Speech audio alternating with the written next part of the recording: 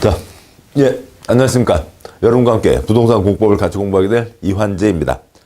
그러니까 이번 과정은 이제 기본 이론 과정이죠. 그래서 그러니까 본 시험에 나올 수 있는 모든 내용들을 이제 거의 다 담아놨고요. 물론 이제 전체를 다 담을 수는 없죠. 전체를 다 합치면 한 3,000쪽 넘게 됩니다. 그 중에서 그러니까 시험에 나왔거나 또 아니면 나올 수 있는 그런 부분들을 그러니까 모아놓은 거고요. 그것도 뭐 양이 적진 않죠. 그러니까 자주 이제 그 입문 과정에서도 말씀드렸습니다만, 그러니까 공법은 소련말입니다. 그러니까 소련말, 그러니까 외국어라고요. 그러니까 우리가 어떤 부동산에 대한 상식 시험을 보는 게 아니라, 그러니까 전문 자격증에 대한 시험을 보고 있습니다.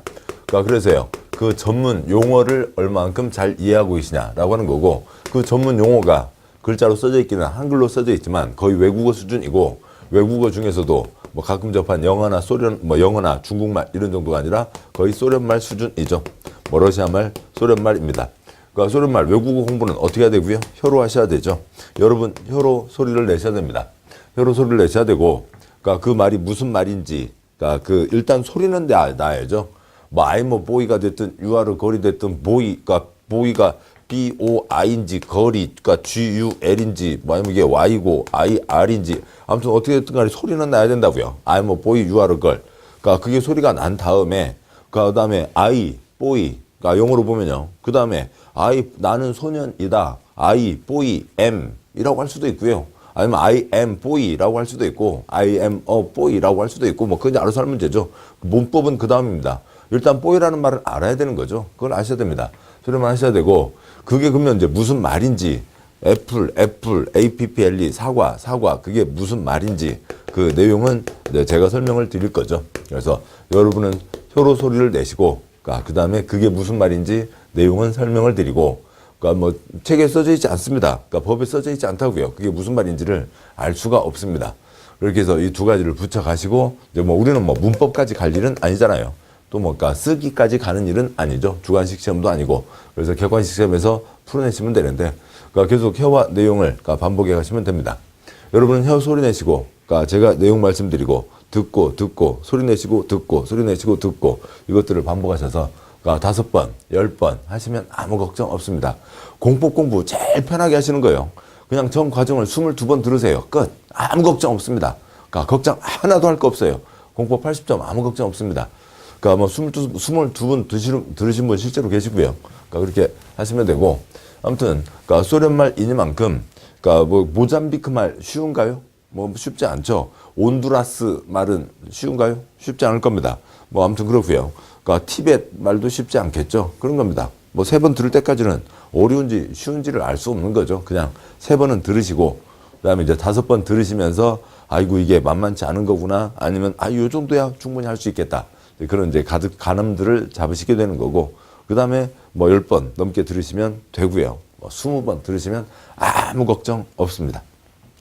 자, 이제 본 내용 가도록 하시죠. 그러니까 본 내용이요. 그러니까 시험법이 부동산 공법이 6개 법이 있습니다. 6개 법에 대해서 곧 설명드리도록 하고, 그러니까 1편 국토계획법이 있고, 그 중에 1장 기초이론과 국토계획법 총론이 있습니다.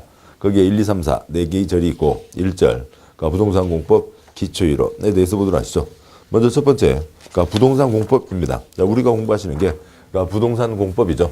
먼저 부동산 공법이 뭐냐라고 하는 겁니다. 그러니까 첫 번째는 법이죠. 법이고, 그러니까 국회에서 정한 법입니다. 전국 국민이 지켜야 될 약속이 법률이고, 어느 지역 주민이 지켜야 될 약속을 조례라고 하는 거죠. 쓰레기봉투 요금, 그다음에 택시요금 지방마다 다릅니다. 그러니까 중앙 권력은 셋으로 구분되어 있죠. 삼권 분립, 가끔 들어보셨습니다. 국민이 지켜야 될 약속을 만드는, 그러니까 법률을 만드는 입법부, 대한민국 국회가 그 역할을 하고 있죠. 이걸 위해서 300명 국회의원 뽑았습니다. 정해진 법을 집행하는 행정부가 있죠. 법을 집행하는 집행자입니다. 집행자, 행정부, 우리가 대통령 선거로 뽑았고 대통령의 권한에 의해서 총리나 장관 등을 임명해서 운영하고 있습니다. 그러면 이 사안에 대해서는 법이 이렇게 적용된다라고 하는 것을 판단하는 사법부가 필요합니다. 그러니까 차를 운전할 때요. 그러니까 중앙 노란 실선을 건너서는 안 된다. 당연한 얘기죠. 중앙 분리선이요. 그런데 어느 누가 실수로 조금 넘어가면서 앞에서 오던 차하고 살짝 부딪혀서 차에 상처를 낸 거하고 술 이만큼 먹고 그러니까 건너편으로 그러니까 차 몰고 가서 건너편에 오던 차랑 부딪혀갖고 큰 사고를 낸 거하고 다르잖아요. 똑같이 중앙 분리선을 넘어서는 안 된다라고 하는 약속은 어겼어요. 근데 조그만 실수는 뭐 벌금 10만 원, 큰 잘못은 징역 2년 등 그 사안사안마다 법이 어떻게 적용된다 판단하는 사람이 필요하죠. 법을 적용하면서 판단하는 사람이 누구예요? 판사이죠. 판사가 일을 하는 것이 법원입니다. 그러니까 이제 지방정부, 지방 역시요. 그러니까 지방 약속, 조례를 만드는 지방의회가 있고 그걸 집행하는 지방자치단체장이 있습니다.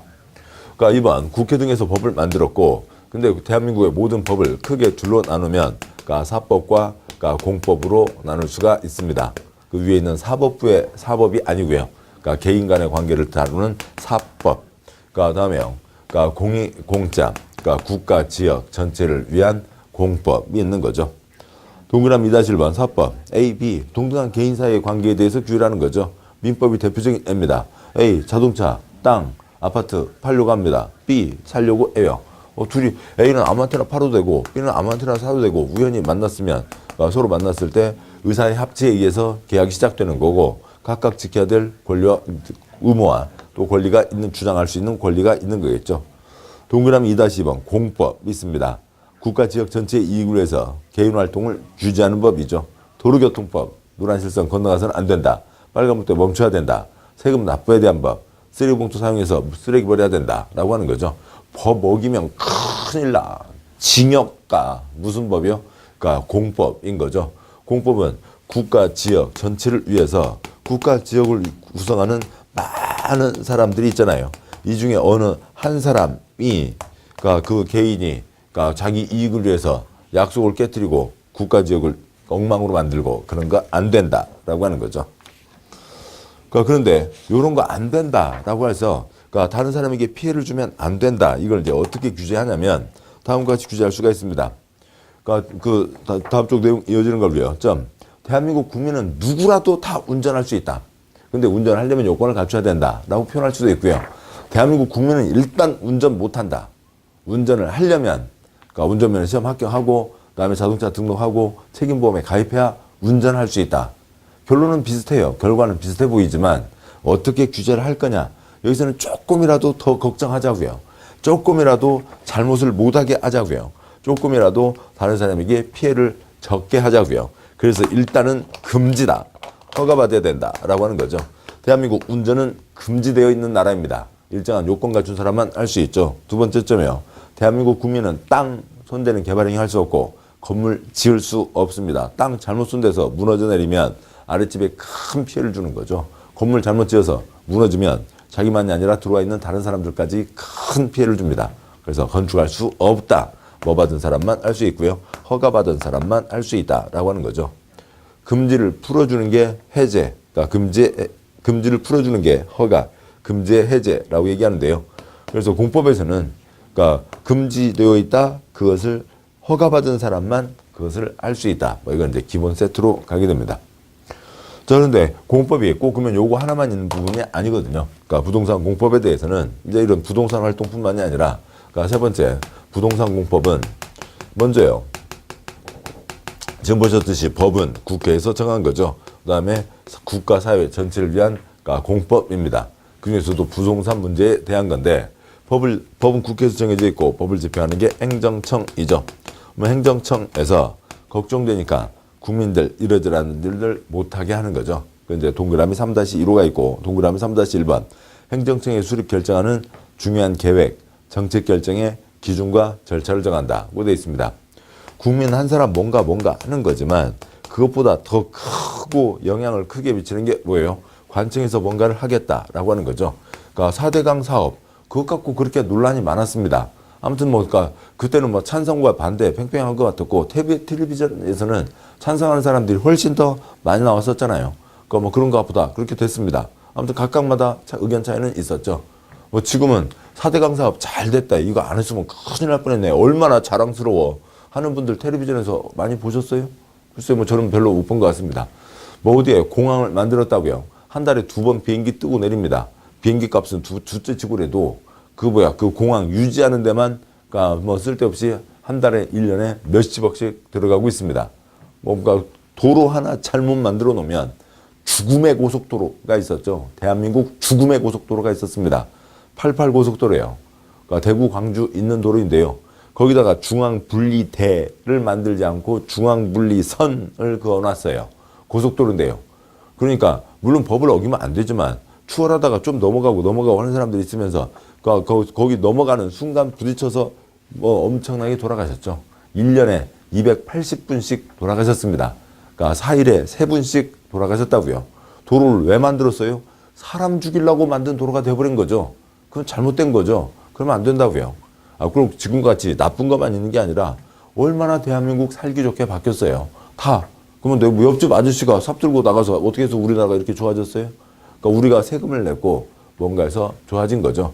그것을 국가 전체를 위해서, 그러니까 지역 전체를 위해서 일하는 사람이 누구예요? 공무원이죠. 공적인 일을 하는 그런 사람들입니다. 공무원.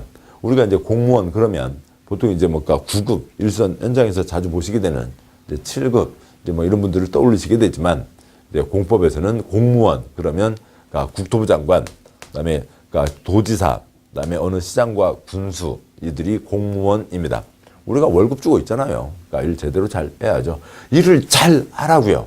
엉망진창 하지 말고 잘 하라고요.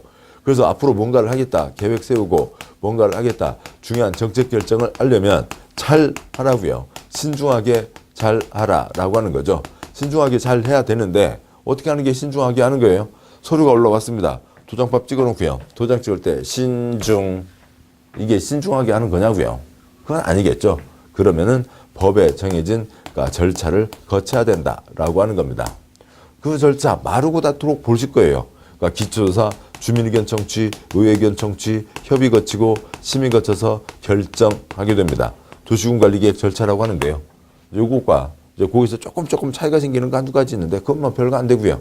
그러니까 이 절차는 한 번만 들으셔도 50번 넘게 들으십니다. 그러니까 뭐 틀릴 일이 없는 거죠. 그런데 이런 관청에 사는 것만이 아니라 동그라미 그 3-2번 한 사람 한 사람이 뭔가 일을 할 때 개인 부동산 활동을 할 때 옆집 아랫집 피해를 주면 안 된다. 일단은 금지다. 허가받아야 된다라고 하는 게 공법의 큰 두 축입니다. 그런데 이 동그라미 3-1 여기를 좀 더 풀어보면 행정청에서 수립 결정하는 중요한 계획, 정책 결정의 기준과 절차를 정한다. 1번 장기적인 정책 방향을 정해서 발표하는 수원 도시 기본계획 등등등 여러 가지 행정계획, 그냥 액면 그대로 무슨 계획이 있는 겁니다. 작은 2번 땅에 이름을 붙여 일정한 행위 제한을 하는 자연환경 보전지역 등 토지구역이 있습니다. 여기는 자연환경을 보전해라 라고 하는 자연환경 보전지역, 여기는 개발하지 말라는 개발 제한 구역, 여기는 학교 애기들 오고 가는데 이상한 것 들어와서 애기들 정서 건강 해치면 안 된다. 학교 위생 정화 구역 등등등 정합니다. 앞으로는 여기서는 이렇게 규제를 정했으니까 앞으로는 여기서는 이것의 이 흐름의 목적에 맞게 뭔가를 하라라고 하는 거죠. 앞으로 뭔가를 하라는 거고 관청에서 정하는 거죠. 작은 3번 국가지역 전체를 위한 도로 건설 등 공익사업이 있습니다. 공항 건설, 신도시 건설, 재개발, 재건축, 정비사업들도 있는 거죠. 동그라미 3-2번 국민 한 사람 한 사람이 뭔가 할 때 옆집 아랫집에 피해를 주면 안 된다. 그러니까 개인의 부동산 그 공공목리 증진을 위해서 개인의 부동산 활동에 대해서 규제하는 거죠. 작은 4번 개인의 사적 이익이 공적 이익을 침해하지 않게 하기 위한 토지 형질 변경 허가 금지되어 있으니까 허가를 받으라고요. 건축 허가 금지되어 있으니까 허가를 받으라고요. 그러니까 그런 토지 건축물에 대한 부동산 활동 규제하는 것도 있고, 5번 자본주의죠. 정당한 재산권 다 사고 팔 수 있습니다. 근데 투기가 성행하고 있는데 그거 멍하니 방치하고 있으면 돈 그리 몰리고 땅값 집값 엄청 뛰게 오고 경제 마비되고 사람들은 살 수 없게 되고 말이 안 되는 거죠. 사적 거래는 기본적으로 인정되지만 특별한 경우 투기 막기 위해서 실시하는 주택 전매 제한, 그다음에 경자 유전 등 거래 제한 내용들이 있습니다. 아무튼 그 세부적인 사항 빼고 다시 보면 공법은 행정청에서 계획을 세울 때 기준과 절차를 정하고 행정청에서 한 사람 한 사람 다른 사람 피해 주지 않게 일정한 부동산 활동 규제를 하고 있는 거죠. 이 두 가지가 부동산 공법의 이제 주요한 축입니다. 그러면 우리 시험범위도 역시 마찬가지죠. 우리 시험범위의 모든, 그러니까 우리가 공법책에 있는 모든 내용은 이 둘 중에 하나입니다. 그러니까 관청에서 계획 세울 때 어떻게 한다? 국민 한 사람 한 사람, 그러니까 그 옆집 아랫집 피해를 주면 안 된다라고 하는 거죠. 그래서 그러니까 큰 동그라미 2번, 그러니까 시험범위 부동산 공법 6개가 있고, 그러니까 1번, 그러니까 국토계획법 12문제 30점이죠. 긴 이름은 국토계획 및 이용에 관한 법률입니다. 30점이지만 실제 공부는 50% 비중으로 해야 되고요. 곧 보겠습니다만 공법의 가장 기본이 됩니다. 양구할 2번, 그러니까 개발법, 도시정비법 6문제, 6문제, 합쳐서 12문제 30점 분량입니다. 양구할 3번, 건축법, 주택법, 농지법 7문제, 7문제, 2문제, 합쳐서 16문제, 40점 분량입니다. 그러니까 다음 쪽 표를 보시죠. 다음 쪽 표를 보시면, 그러니까 지금, 그러니까 아직 법 이름이 익숙하진 않죠. 그러니까 국토의 계획 및 이용에 관한 법률, 그러니까 국토의 계획 및 이용에 관한 법률, 국토계획, 그러니까 국토의 계획 및 이용에 관한 법률, 그러니까 국토의 이용이 있죠. 색깔을 바꿔서 쓰겠습니다. 그래서요, 그러니까 대한민국 땅 어떻게 쓸 건지 계획을 세우라고요. 계획을 세우는데 개인 한 사람이 나는 이렇게 하려한다 그런 계획이 아닌 거죠. 행정청에서 계획을 세우는 겁니다. 그래서 이게 공법의 가장 바탕 기본으로 깔려 있게 되고, 그다음에 여기에서 여러 가지 이제 다른 계획들이 가는데 그 기본 모델이 되는 거죠. 국토의 계획 및 이용에 관한 법률. 개인이 자기 이익을 위해서 자기 땅 손대는 것을 개발행위라고 부르고, 개발행위는 일단 금지, 허가받아야 된다라고 하는 게 국토의 계획 및 이용에 관한 법률에 있습니다. 아직은 어색하시지만 그냥 흘려 넘기세요. 두 번째만 보셔도 그거 다 알지. 세 번째는 내가 다 아는 것. 그다음에 신도시 건설 있죠. 판교 신도시 건설 등이 있는데 그 신도시 건설, 그러니까 신도시를 개발한다. 개발 사업에 대한 법이 있습니다. 개발 사업에 대한 법, 개발법이 그러니까 2편에 있습니다. 그다음에요. 그러니까 재개발, 재건축, 정비 사업이 있죠. 그러니까 뭐 오래된, 그러니까 누가 하는 사업이에요. 대표적으로 두꺼비가 하는 사업이 이잖아요. 두꺼봐 뭐뭐 줄게 뭐뭐 다오, 두꺼봐 헌집 줄게 새집 다오, 다 아시는 거죠. 그러니까 그런 재개발 재건축을 정비사업이라고 합니다. 그러니까 낡은 집 갖고 있으면 새 아파트를 받게 된다고요. 그러니까 재개발 재건축, 그러니까 정비사업이 있고, 이게 세 번째 법 도시 및 주거환경 정비법에 있습니다. 그래서 공익사업들은 다 계획을 세워서 가교되는 거고요. 그 계획 모델들이 위에 있는 거죠. 땅이 손댔습니다. 땅 손대서 땅 새로 만들었으면 거기다 배추상추 키우는 게 많아요? 건물 짓는 사람이 많아요? 건물 짓는 사람이 많죠. 땅 손대는 건 국토계획법에 개발행위 금지다, 허가받아야 된다. 그다음에 그 땅에다가 건물 짓는 것, 건축하는 것 금지다, 허가받아야 된다. 네 번째, 건축법에 있습니다. 개발행위 허가받아야 된다, 건축 허가받아야 된다. 그러니까 건축물 중에 상가, 공장, 주택 여러 가지가 있겠죠. 그러니까 그 중에 집인데요. 집 한 번에 30채 이상 집 지으려면 금지, 그러니까 허가받아야 된다. 근데 여기서는 허가받는 게 아니라 허가라는 표현 대신에 승인받아야 된다. 똑같은 얘기입니다. 대한민국 집 30채 이상 건설 금지다, 승인받아야 된다. 다섯 번째 법, 주택법에 있습니다. 여섯 번째요. 농지법에 대해서 이제 앞으로 이 농지는 농지로만 쓸 거니까 콘크리트 꿈도 꾸지 마, 농업진흥지역이라고 하는 것도 있고, 농지는 농지로 써야죠. 근데 논밭에다가 지 맘대로 개인들이 콘크리트 마구 부을 수는 없습니다. 다 금지돼 있죠. 농지를 농지로 써야 되는데 농지가 아닌 다른 용도로 바꾸는 것, 대표적으로 콘크리트 들이붓는 것 금지돼 있죠. 뭐 받아야 되고요? 허가 받아야 됩니다.